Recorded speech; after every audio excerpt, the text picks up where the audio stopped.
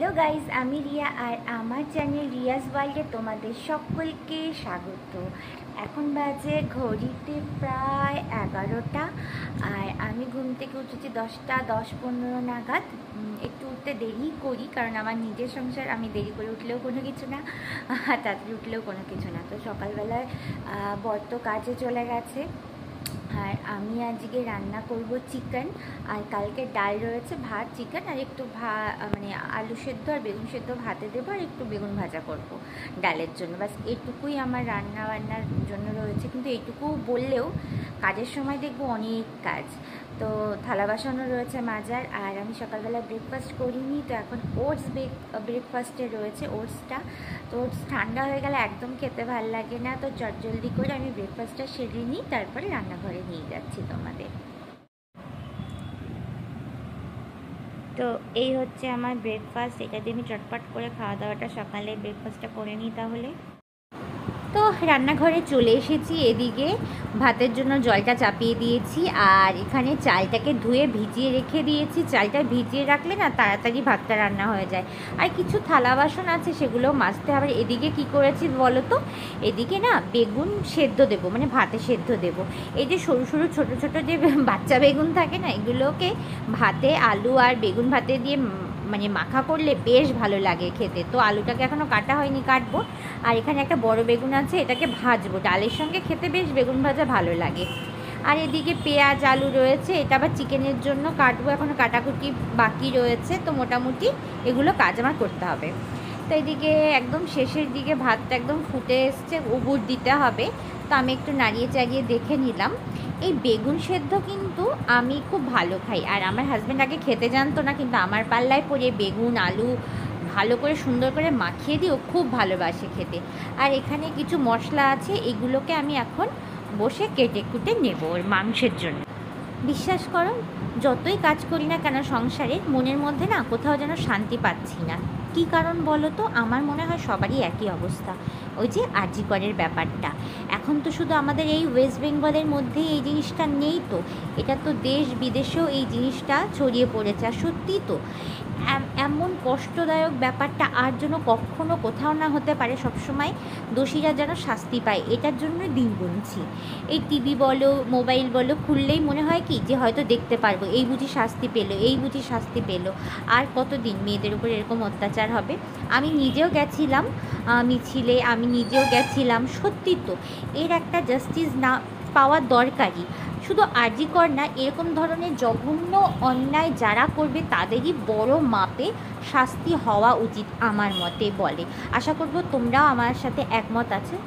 আসলে কি বলো তো, উপযুক্ত শাস্তি না দিলে এই জিনিসগুলো বাড়তেই থাকবে। এটা না একটা সমাজের একটা কালো দিকই বলতে পারি আমরা, যে আমাদের লটা যদি আর একটু কঠোর হতো তাহলে খুব ভালো হতো।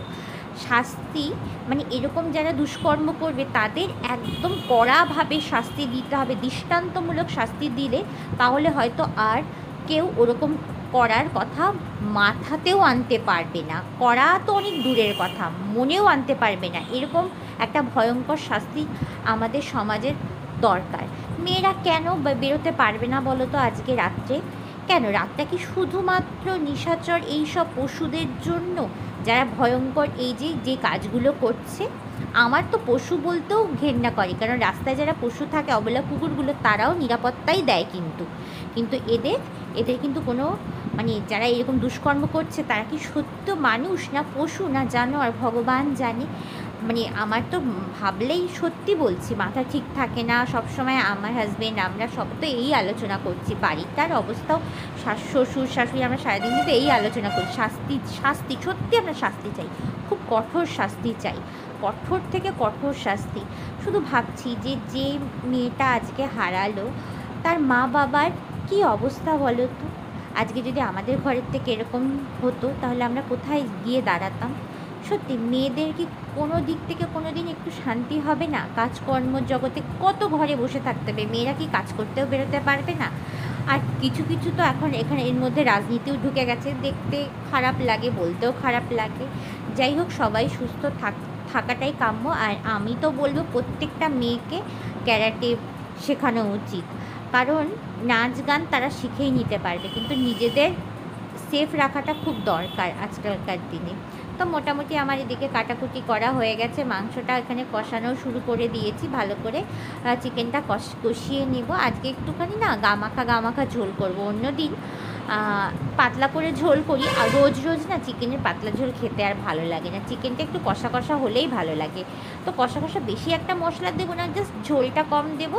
আর এদিকে ভাতটা আমার হয়ে গেছে, এই যে একটু দেখিয়েও দিলাম তোমাদের। আর এদিকে দেখো থালা বাসন মেজে কমপ্লিট করে দিয়েছি, আলুটা ভেজে আগে তুলে নিয়েছিলাম, আর এদিকে বেগুন ভাজাও হয়ে গেছে মোটামুটি। এই যে জলটা ছেড়ে দিয়েছি, এখন এটা লো ফ্লেমে হবে, কোনো চাপ নেই। আর বাইরেটা তোমাদের একটু দেখিয়ে দিই, কেমন যেন মেঘলা মেঘলা করে আছে। সকালবেলার থেকে বিকাল পর্যন্ত এই যে মেঘলা হয়, কখন রোদ ওঠে, কিন্তু একটা ভ্যাপসা গরম আছে, এইটুকু তোমাদের বলতে পারবো। তো দেখো লাস্টে একটু দেখিয়ে দিই যে চিকেনের কালারটা কেমন এসছে, খুব সুন্দর এসছে না? এবার যাব স্নান করতে, অনেকটা দেরি হয়ে গেছে।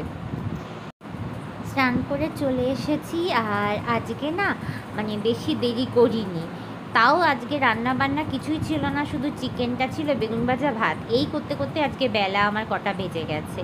স্নানটা ঝটপট করে সেরে এসেছি, আর এখন একটু সাজুগুজু করার পালা। সাজুগুজু বলতে কি বলো তো, আমি তো স্নানের ঘরেই সময় পাই না বলে ওখান থেকেই সব কিছু মানে ওয়াশরুমেই সব কিছু সেরে আসি, বডি লোশন থেকে শুরু করে, কিন্তু ঘরে এসে এই যে একটু টিপ, একটুখানি সিঁদুর, একটু কাজল, একটু ক্রিম, এগুলো আমার ঘরে এসেই মেখে নিই।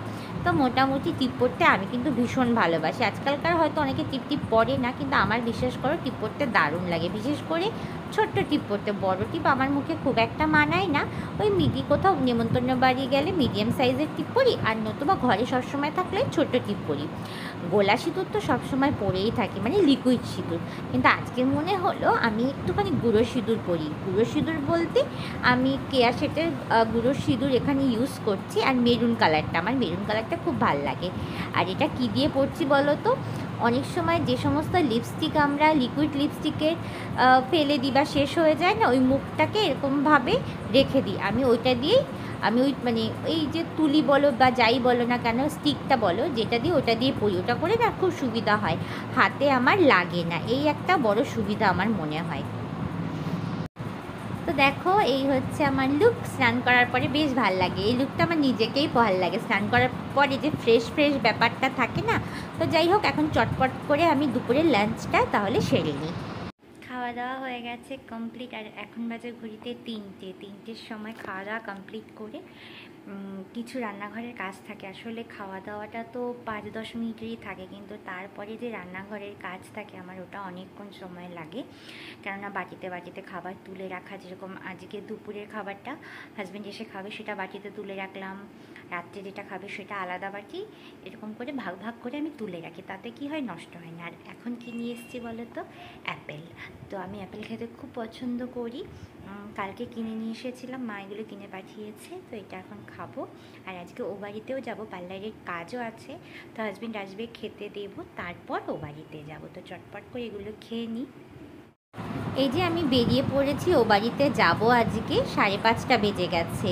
আর ওই দেখো আই লাভ বনগা, সত্যি আই লাভ বনগা, আমরা বনগাকে আমি খুব ভালোবাসি, আমার এখানে বেড়ে ওঠা, স্কুল এখানেই।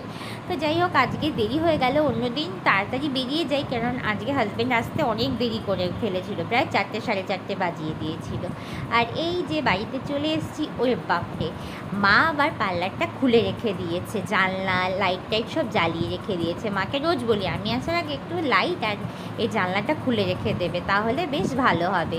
আমার এটা হচ্ছে আমার ছোট্ট একটা পার্লার, যেখানে আমি কাজ করি, আর এটা আমার বিয়ের অনেক আগের থেকে এই পার্লারটা আছে, যারা আমার ব্লগার তারা অনেকেই জানো। আর এই যে চলে এসেছি, এখন ওপরে যাব, মাকে অলরেডি ফোন করে বলে দিয়েছিলাম গেটটা খোলার জন্য। তো চলো ওপরে যাওয়া যাক। মা হয়তো মাকেও বুঝতে পারছি যে মা গেটটা খুলছে, চাবির আওয়াজ পাওয়া যাচ্ছে। তো আমি এখন সিঁড়িঘরের লাইটটা একটু জ্বালিয়ে দিই। আরও একজন আছে, সে হয়তো দেখলে পাগল হয়ে যাবে, কে বলো তো, মিষ্টি। ও তো আমাকে দেখলে, ওই দেখো মা দাঁড়িয়ে আছে, মিষ্টির তার মানে টিভির ঘরে। এই যে টিভির রুমে যাচ্ছি, এবার দেখো মিষ্টিকে শুধু একটু দেখবে, আমি একবার ডাকবো, ব্যাস পাগল হয়ে যাবে। দেখো দেখো কি করছে, দেখো কি আনন্দ পেয়েছে আমায় দেখলেও, যে কি লাফালাফি শুরু হয়ে যায়। আসলে এরাও তো মানুষের মতনই না, একটু ভালোবাসাই চায়, আর কিছু চায় না এরা। আর এদিকে মা বিস্কিট আর মুড়ি চা নিয়ে এসেছে, এটা খেয়ে পার্লারে যাব, পার্লারে কাজ আছে, বৌদি আসবে। তো চা খেয়ে চলে এসেছি আমি পার্লারে, কারণ পার্লারে কাজ আছে, সেগুলো করব। তো একটু গোছাগুছিও করে নেব তার আগে, বাইরেটা এখন অন্ধকার হয়ে গেছে, আর পার্লারটা একটু গোছাগুছি না করলেই হবে না এখন। এই যে আমার ক্লায়েন্ট কাম স্টুডেন্ট, মানে এই যে বৌদিকে দেখছে, ইনি আমার কাছ থেকে পার্লারের কাজ শিখেছে, বিউটিশিয়ানের কাজও শিখেছে, প্লাস মেকআপের কাজও শিখেছে। তো বৌদির কাছে আমি তুলি, আইব্রো ফ্ল্যাগ করি, আবার বৌদিও আমার কাছে করে। এক একটা হয়ে থাকে না, এক একজনের কাছে তুলতে তুলতে অভ্যাস হয়ে যায়, বেশ ভালো লাগে। তো বৌদিও আমাকে তুলে দেয়, আর বৌদি এসে বলছিল যে তোমার কাছে তুলতে তুলতে এমন অভ্যাস হয়েছে না, তোমার হাতের থেকে না তুললে মনে হয় ভালো লাগে না। তো বৌদির সঙ্গে বৌদির ছেলেও এসেছিল, দুজনেই এসেছিল। বৌদি অনেকবার ফোন করেছে, কারণ আজকে আসতে একটু দেরি হয়ে গেছে, তার জন্য বৌদিও অনেকবার ফোন টোন করেছে যে কখন আসছো, কিন্তু অ্যাকচুয়ালি ওই যে হাজব্যান্ড আজকে আসতে দেরি করেছে, নতুবা তো আমি 4:30-4টের মধ্যে চলে আসি। তো বৌদির সঙ্গে গল্প করতে খুব ভালো লাগে। আর মোটামুটি তোমরা অনেকেই জানো যে বৌদিকে আমি সঙ্গে করে আমার যে কোনো ব্রাইড থাকলে, পার্টি মেকআপ থাকলে আমি বৌদিকে সঙ্গে করে নিয়ে যাই। আমি সবসময় আমার যত স্টুডেন্ট আছে চেষ্টা করি তাদেরকে আমি সঙ্গে করে নিয়ে যেতে, যাতে করে তারাও কাজটা বুঝতে পারে। তো বৌদি চলে গেছে আর আমি বসে আছি। তো চলো আজকের জন্য ব্লগ এখানেই শেষ করছি। টাটা, ভালো থেকো সবাই, সুস্থ থেকো, বাই।